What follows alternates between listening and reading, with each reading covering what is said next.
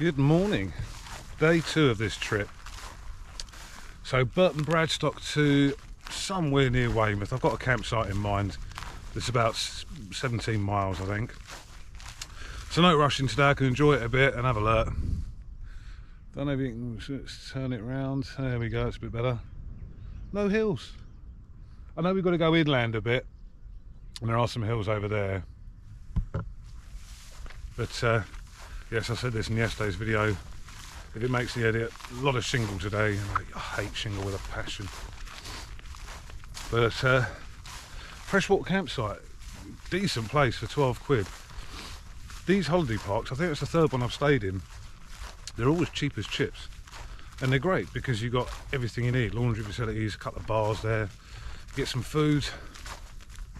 Just, yeah, everything you need. Good shower blocks down there. It was busy because it was like, it's Saturday night when I got there, but I was right over the back in a really quiet spot, no one around. And I woke up with a nice dry tent. Thought, great, I haven't got to hang around for that to dry out. When I got out, found a bird had left a lovely big deposit on it. So I had to pour a litre of water on that to get it off, and then wait for it to dry. So yeah, 7:30 start this morning. Looking forward to today. Something different. We don't spend much time walking on beaches on the coast path. It's kind of weird. But yeah, today we'll be on the beach for a bit. So let's see what we see today and crack on.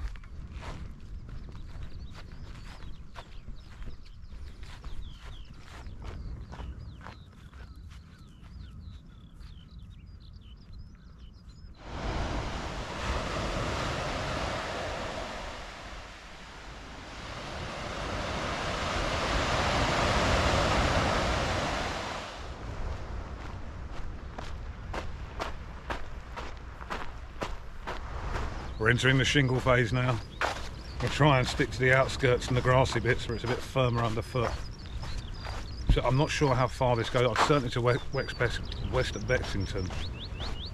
So I think there could be a mile or two of it.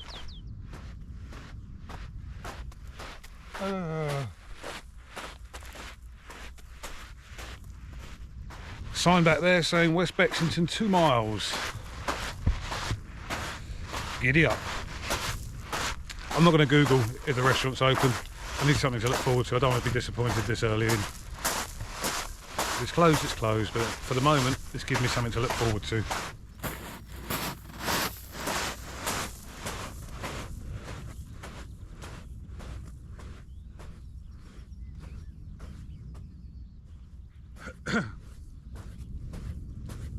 I'm not walking that far ahead. You get a little bit of a walk through.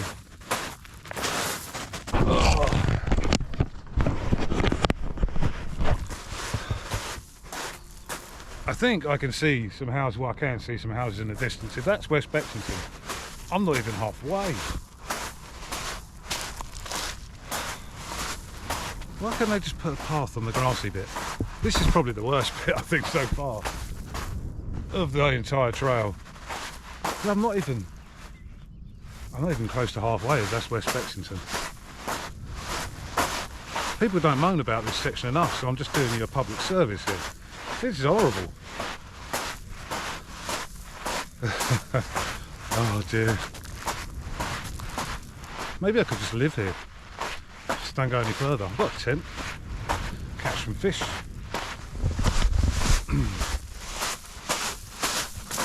I'm feeling not enough people talk about this section, and I was beginning to wonder, am I on?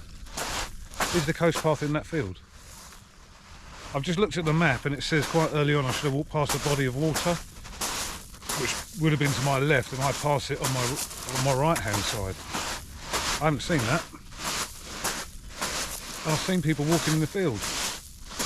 I'm wondering if that's the coast path. And because I've just put my head down and walked, the map's a little bit unclear.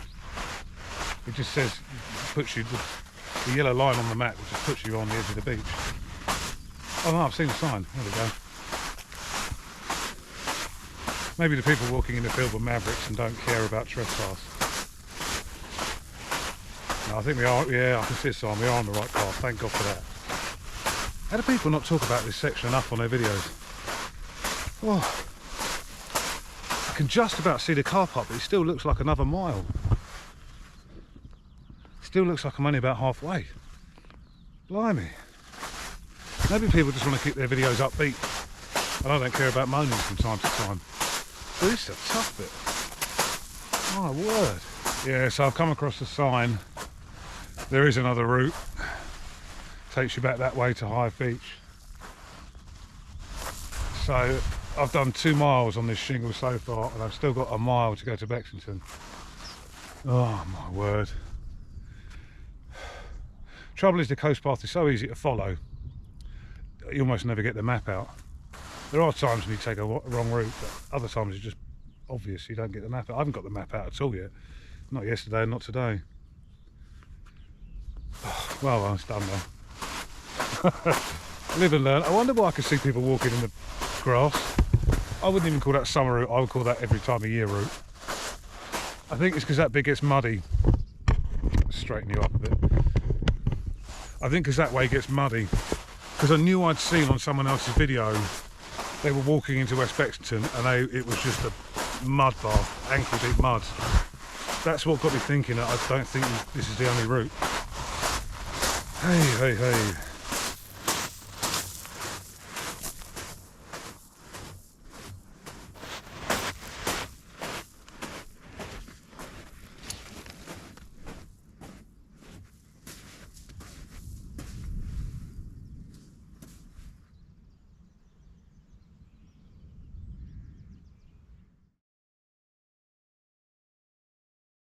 So on a serious note, I am now 500-600 metres from the car park.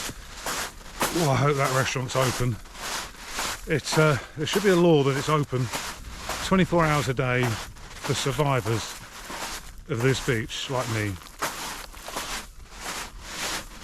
But I just want a cup of tea. Just want a cup of tea. 3 miles this was. Longest 3 miles on the coast path, I think, so far.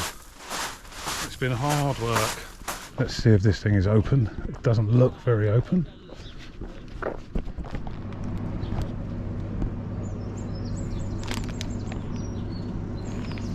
You little beauty. This is better. It's much easier to walk on. I think we've had about 1.5 miles of this, 2 miles of it. We get up to a car park up here and then the trail goes inland for a bit, for a good few miles, before we rejoin at the coast again. Just coming inland now towards Abbotsbury, because I think this must be the Swannery, and this whole area I think is protected, which is why you have a big loop inland away from the coast. But given the choice of coming inland or walking Chesil Beach, I would take the inland route anyway. But it kind of feels more like any old random trail now. We're back into farm fields, and I think that's why I love the coast path so much. It just changes all the time. Every time you go around a new corner or over a hill or an incline, the view changes, and it's not just constant farm field walking.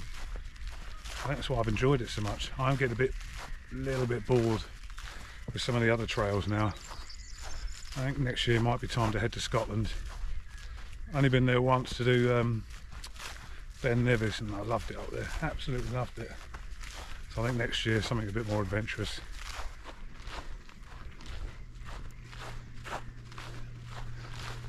Just having a little break on top of the hill here.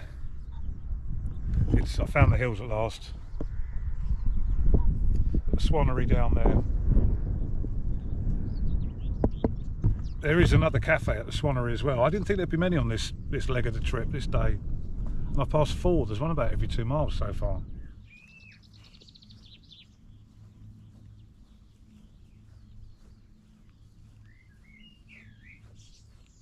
It's getting a little bit boring today. I think that's the problem when you get nice flat bits. It gets too easy. And once you crack out the miles quite quickly, it's just not been much to look at really. It's kind of been that for miles or just farm fields. I've just seen an adder sunning himself in the middle of the path. Unfortunately I was only about 1 metre away from him by the time I saw him, and he kind of shot off. I didn't have time to get the camera out. That's only the second one I've seen. I'm not sure who jumped more, me or the snake. Yeah, I was literally about a metre away from it before I saw it. It was only a small one. I've seen them twice the size of that. But now I'm getting wary and spooked because the path's not very wide.